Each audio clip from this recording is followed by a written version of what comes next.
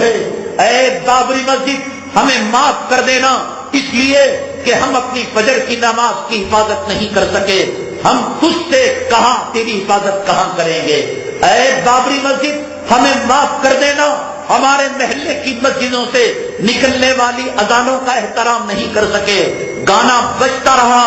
Cinema چلتا رہا، match ہوتی رہی، ناچ گانا ہوتا رہا، بابری مسجد ہم تجھ سے اذان کے امیدوار کب بنیں گے؟ ہم اپنی مسجدوں کی اذان کی حفاظت نہ کر سکے، اپنی مسجدوں کی مصلی کی حفاظت نہ کر سکے، ممبر کی حفاظت نہ کر سکے، محراب کی حفاظت نہ کر سکے، ہم نے اپنی مسجدوں کو اپنے ہاتھوں سے ڈھایا،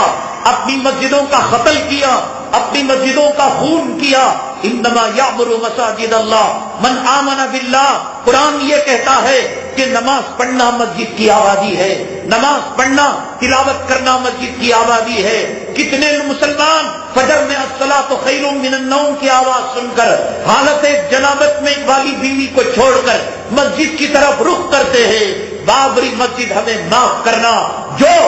مسلمان اپنے محلے کی فجر کی 2 رکعت سے صبح کو مسجد کو آباد نہ کر سکا، وہ ایودھیا کی طرف آئے گا، وہ فیض آباد کی طرف آئے گا، وہ ایودھیا کی طرف آئے گا، وہ ممبر و محراب سے نجاست کی چیزوں کو ہٹائے گا، وہ وہاں کے ممبروں سے، وہاں کے میناروں سے اذان کی گونج لگوائے گا۔ بابری مسجد ذرا انتظار کرنا،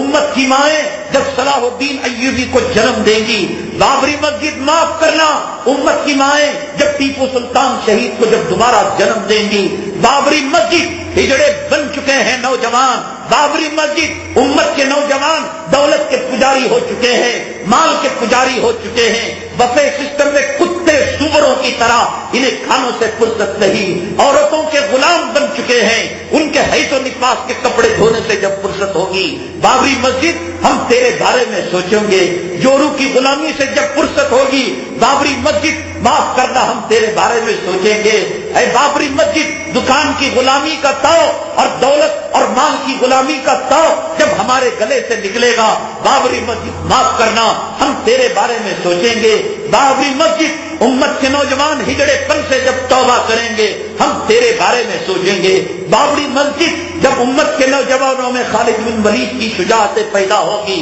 ہم تیرے بارے میں سوچیں گے، تب تک ہمیں معاف کرنا۔ بابری مسجد ہمیں محمد بن قاسم اور محمود غزنوی کے استاد اوصاف والے نوجوان جب تک ہماری مائیں اپنے کوکھ سے جنم نہیں دے گی، تب تک ہمیں معاف کرنا۔ تو خدا کی عدالت میں کھڑی ہوئی ہے، ہمیں معلوم ہے کہ تو اپنے خون کے آنسو رو رہی ہے، تو ماتم کر رہی ہے۔ ہمارے گھر میں کتا پیشاب کر دے، ہمارے گھر میں سپر پاخانہ کر دے، ہمارے گھر میں جانور گندگی کر دے، ہم اپنے گھر کو پاک کرنے کی کوشش کرتے ہیں۔ بابری مسجد پاک کرنا کہ شرک کی نجاست سے تو آلود ہو چکی ہے، کفر کی گندگی سے تو آلود ہو چکی ہے، تو خدا سے دعا کرنا ہمارے ہاتھوں میں وہ طاقت دے، ہمارے ہاتھوں میں وہ قوت دے جو خالد بن ولید کی طاقت، جو عمر بن الخطاب کی طاقت، جو حضرت ٹیپو سلطان کی طاقت، حضرت محمود غزنوی کی طاقت، حضرت محمد بن قاسم کی شجاعت کے جذبے ہمارے نوجوانوں کے اندر آ جائے۔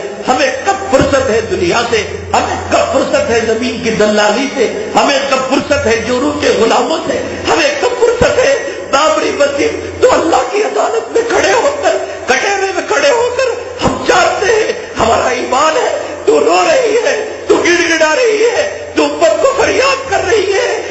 کوئی جو مجھے نجاست سے پاک کرے، ہے کوئی جو مجھے گندگی سے پاک کرے۔ تو قرآن کی آیت پڑھ رہی ہے، انما المشرکون نجس فلا یقربوا المسجد الحرام بعد عامهم هذا، کہ مشرک ناپاک ہوتا ہے، آج کے بعد وہ پاک جگہ کے اندر نہ آئے۔ بابری مسجد ہمیں پتا ہے کہ تو فریاد کر رہی ہے، انتہینا بیتیا للطائفین والعاکفین والرکع السجود، کہ ابراہیم اور اسماعیل علیہ السلام نے کعبے کو جب تعمیر کیا یہ دعا کی تھی، اور اللہ تعالیٰ نے ان سے کہا تھا کہ ان کو تم پاک رکھنا، صاف رکھنا، اے مولا ہمیں معاف کر دینا۔ ہم جورو کے پیچھے پڑ گئے، ہم دولت کے پیچھے پڑ گئے، ہم روپیوں کے پیچھے پڑ گئے، ہم پیسوں کے پیچھے پیچھے پڑ گئے، ہم سلطنت کے پیچھے پڑ گئے، ہم سیاسی کتوں کی ہڈیوں کے پیچھے پڑ گئے. ہمیں دنیا عزیز ہے، ہمیں جوڑوں کا حفظ و حفاظ عزیز ہے، ہمیں بچوں کے حقیق اور بچوں کا پیشاب کا خانہ عزیز ہے. وہ بابری مسجد کے میناروں کا رونا،